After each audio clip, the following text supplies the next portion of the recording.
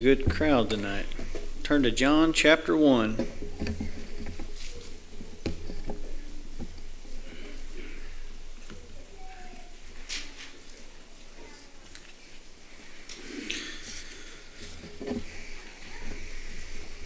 This will not be quite as extensive as Brother Mark this morning. That was a blessing this morning.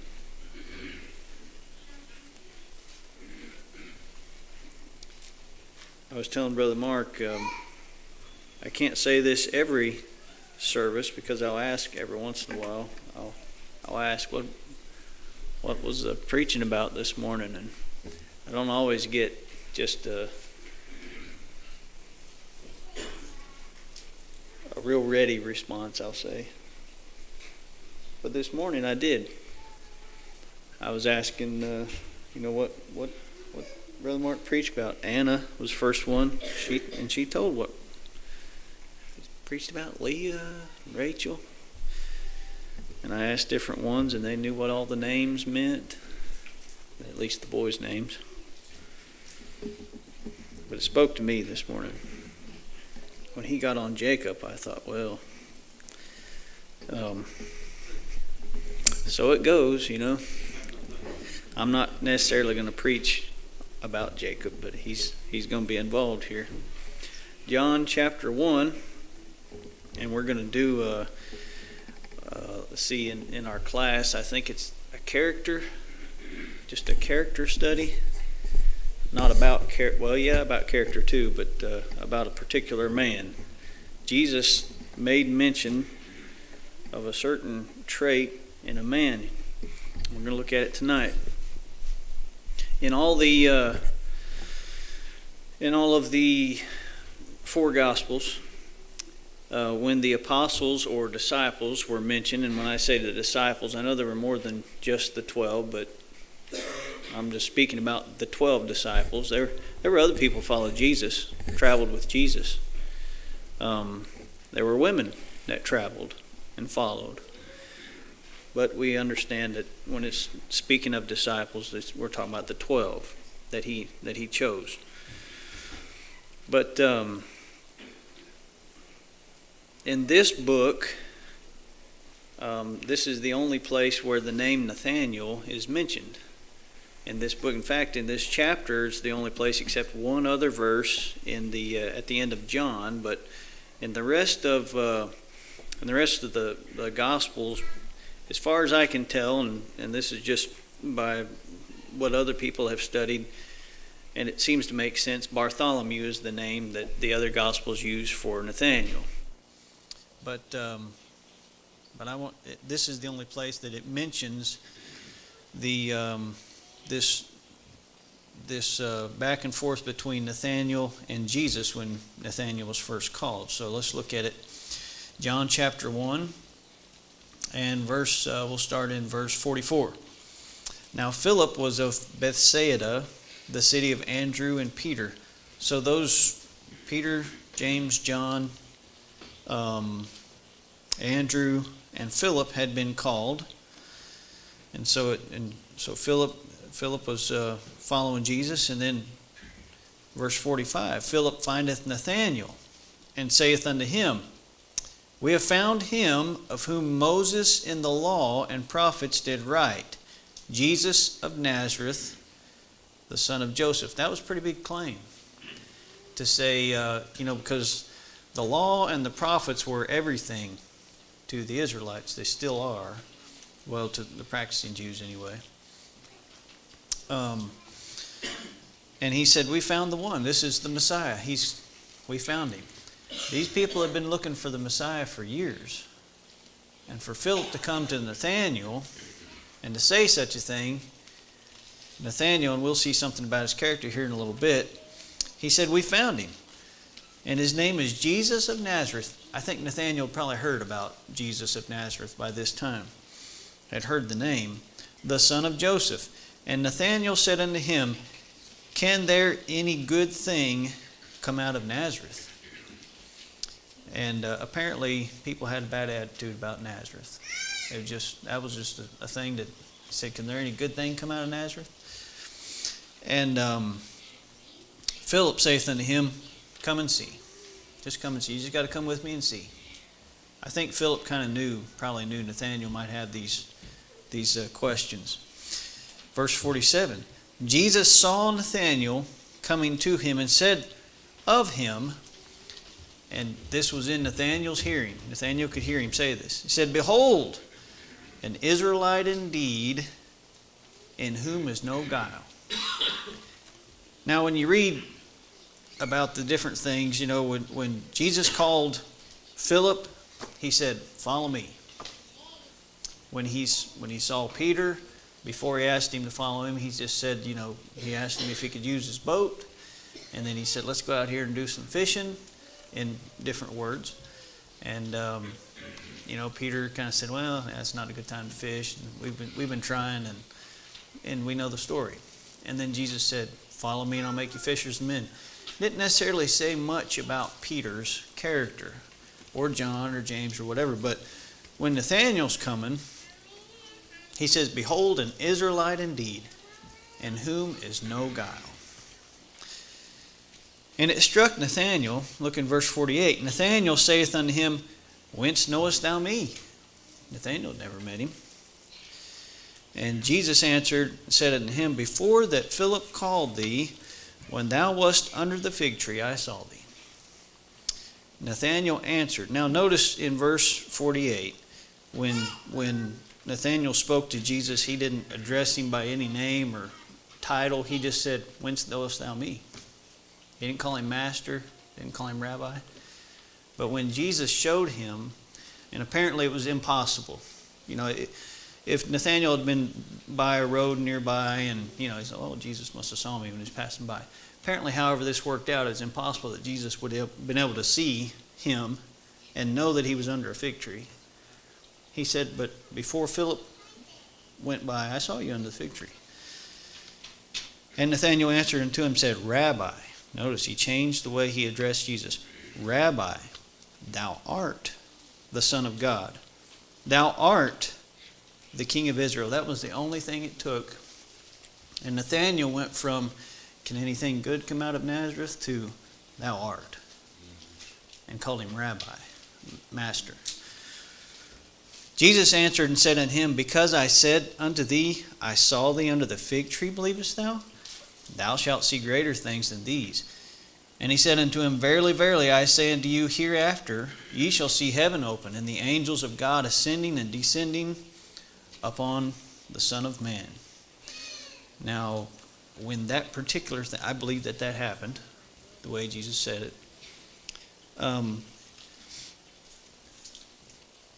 When that happened, there's, at the end of the book here, John said, if we wrote all the things, the world wouldn't be able to contain everything that happened.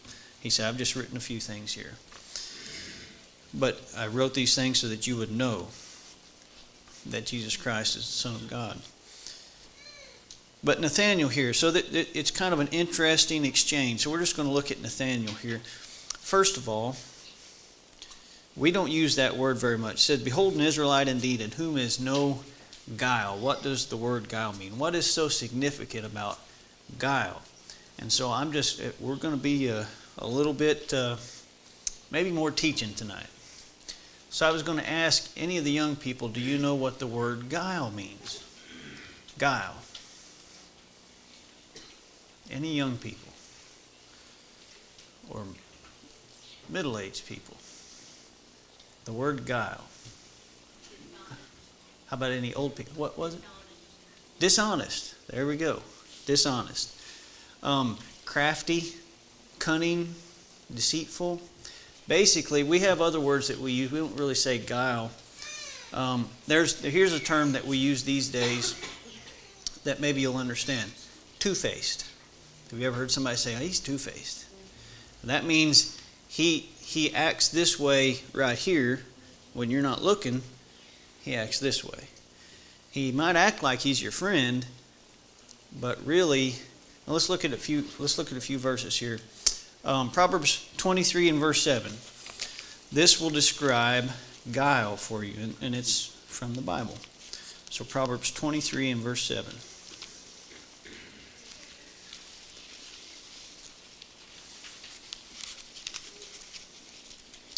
And as always, when I need to find Proverbs, which is easy to find, I have a hard time while I'm standing here.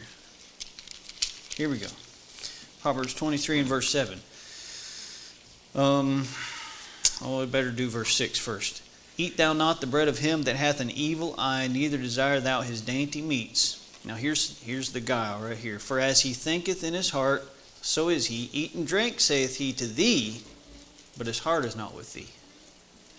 His heart, somebody who acts one way, eat and drink, you're my friend, here, pull up a chair. But what you can't see is his heart's really not with you. He's really not for you. Another example. Here's where Jacob comes in. And we'll just, actually we won't even read those. We won't even read those. We can, in chapter 27, Brother Mark touched on kind of Jacob. All that stuff ran in Jacob's family. I mean, the first time we see Jacob being that way was with his brother, when his brother was starving. I don't know if he was near death or not. He acted like he was. Esau did. Jacob said, tell you what, you can have my bowl of porridge. And he probably made a mean bowl of chili or whatever it was. But he said, but your birthright, that's what I need. We can't do this, I can't just give it to you. You got to give me your birthright. Jacob wasn't too concerned about his brother when he did that. He was really more concerned about himself. But then his mother was the one who said, hey, your brother's out. He's hunting. Your dad's going to die soon. Kill a goat. You make the soup. We'll put this, or maybe she made the soup. You put the goat's hair on here, Can you imagine Esau? He must have been, yeah. There was probably some tales of Sasquatches around there with Esau. If Isaac could fool his dad by putting goat's hair on his arm and the back of his neck, ooh, can you imagine, Yeah. Esau had it.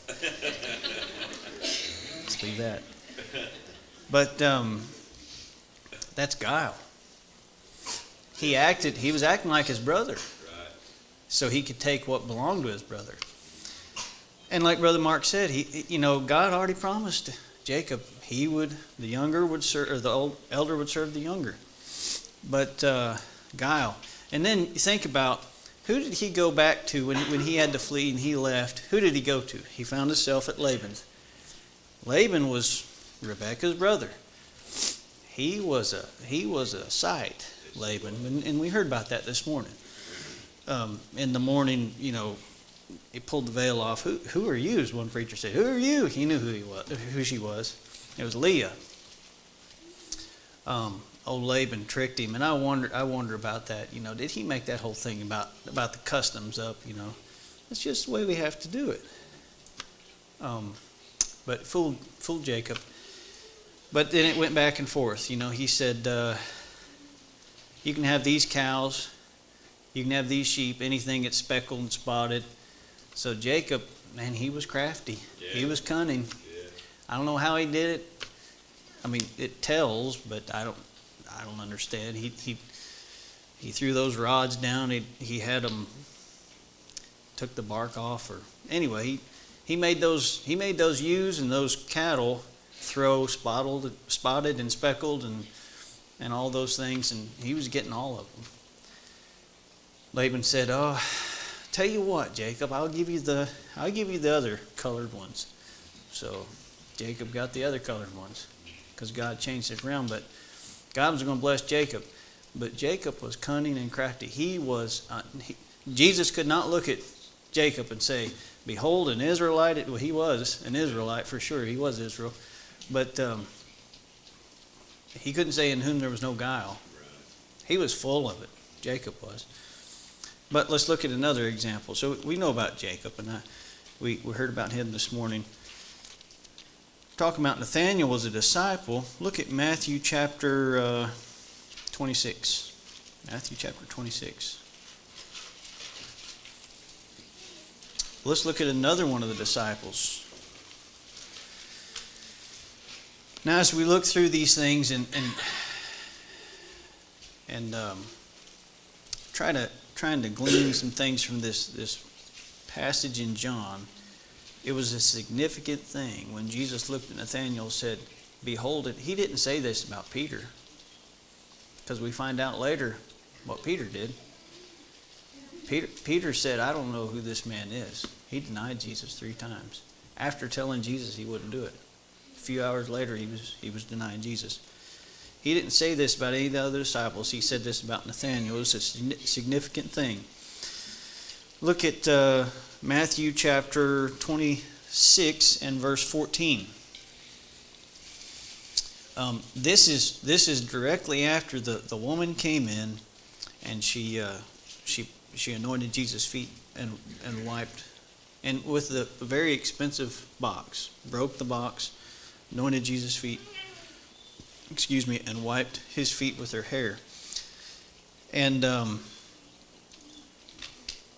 Jesus had to tell him, he said, "Why trouble ye the woman?" Because the disciples, it says in this passage, it says in verse 8, "But when the disciples saw it, they had indignation, saying, To what purpose is this waste? What a waste! For this ointment might have been sold for much and given to the poor."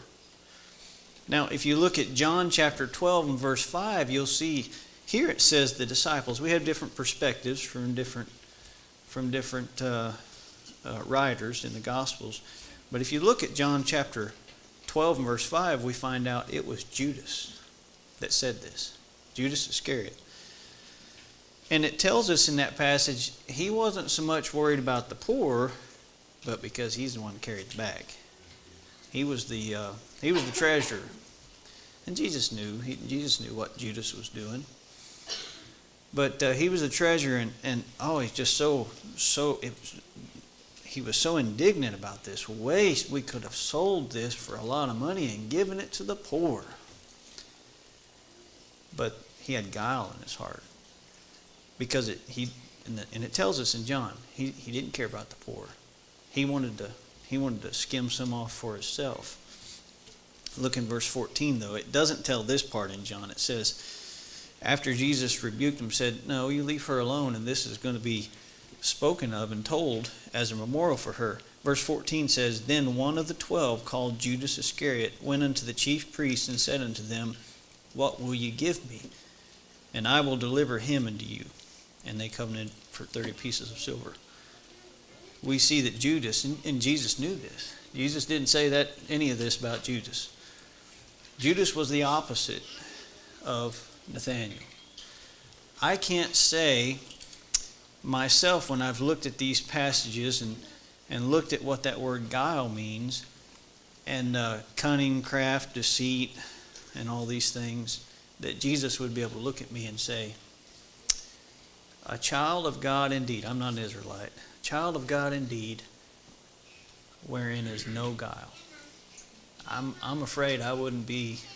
I know I wouldn't, because I know my heart. You all don't know my heart. I know my heart.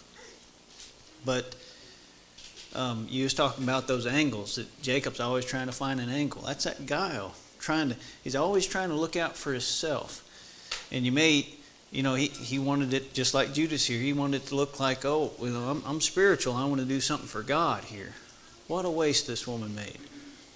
But he had guile in his heart. So now let's look here. Turn to 1 Peter. The blessing. Notice in the passage, as we're turning there, John chapter 1. I think as you read, you can look through it. But as you read through that passage, starting in verse 45, when Philip came, he said, "We found the Lord." I think he had confidence. Nathanael was one seeking God. Otherwise, Philip wouldn't have went to him. But he knew. He said, "Hey, listen." Jesus didn't say, "Philip, go get Nathanael." But he knew where he was. But Philip had been called by Jesus, and Philip knew something about Nathanael and said, "Hey, I got to go tell him, and I got to go bring him to Jesus." As far as Philip knew, Jesus wasn't going to say, "Follow me." Philip just went and got his friend. So when Nathanael came, then Jesus said that. But I think Philip knew, because with Nathanael, what you see is what you get. That's no guile. What you see is what you get. So Philip said, he thought, I know, here's the Messiah right here. I've got to go tell my friend Nathanael about this. Not knowing that Jesus was going to call him too. And Nathanael comes, but first, that whole exchange. Can anything good come out of Nazareth? Philip, I think he was assured. He said, no, just come and see. Because I know when you see, you're not, whatever comes out of Nathanael's mouth is just, it's what he's thinking. And Philip's not offended. So he comes, and then he responds to Jesus that way.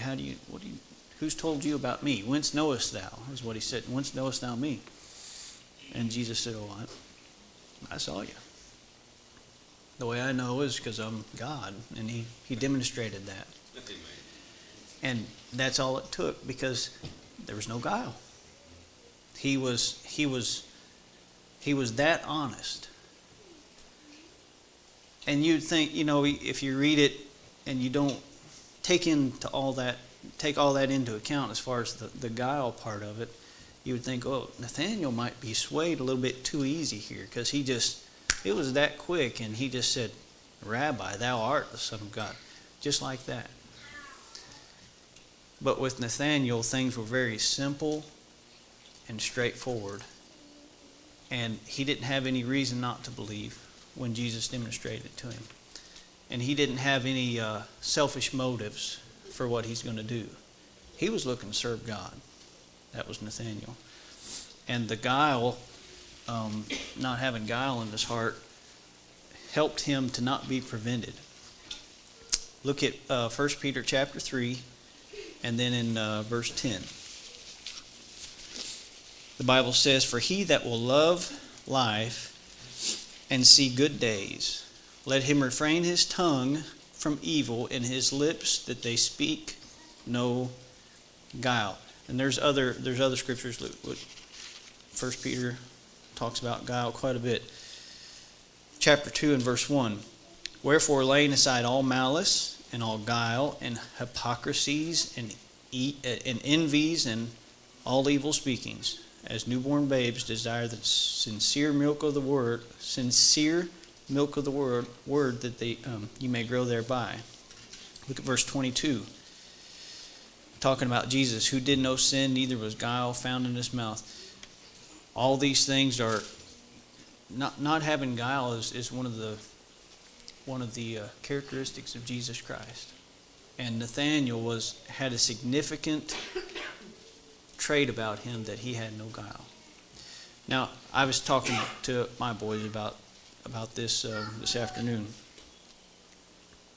You see, you don't read a whole lot about Nathanael or Bartholomew, either one. But when you see that their names are listed, it looks like they're listed in the order that they came. Andrew fetched Peter. James and John, they were brothers. And then Philip was called. And if you look in John, that's how it describes it. Then Philip. So now we have 5. Philip went and got Nathanael or Bartholomew. And when you look at how they're listed in the other Gospels, it'll list them in that order. Same way, Bartholomew's right after Philip. And it's almost like there's special leadership within that first 6. There's something significant. Nathanael's there. If you look at John chapter 20, it's toward the end. You remember when, it might be chapter 22, when Peter said, I go fishing.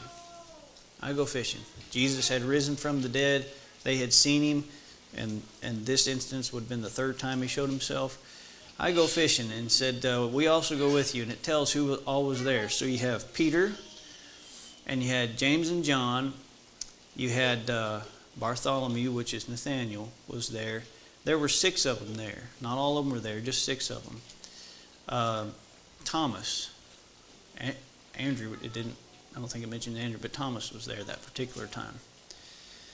And but Bartholomew was there. It was like this. There's kind of a group of leaders, and then there was another group beyond that, which some call the inner circle. Peter, James, and John. They were there on very special occasions. And then you got Peter.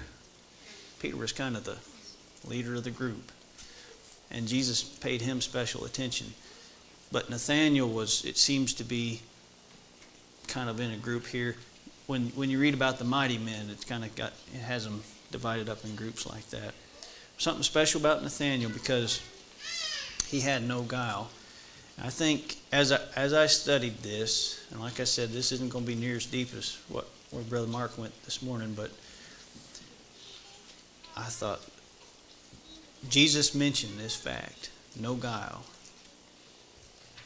and there was a special characteristic about Nathanael that he had no guile. He chose the other disciples. Jesus chose Judas, and they all did forsake him at the end at the cross. But Nathanael, what can I take from what Jesus said of him? What you see is what you get. He didn't hold back. He didn't hold back thinking, how can I gain from this or how can I gain from that? And when Jesus showed him the truth, he was ready to accept it. And I think that had to do with the fact that he wasn't holding things close and trying to appear in one way.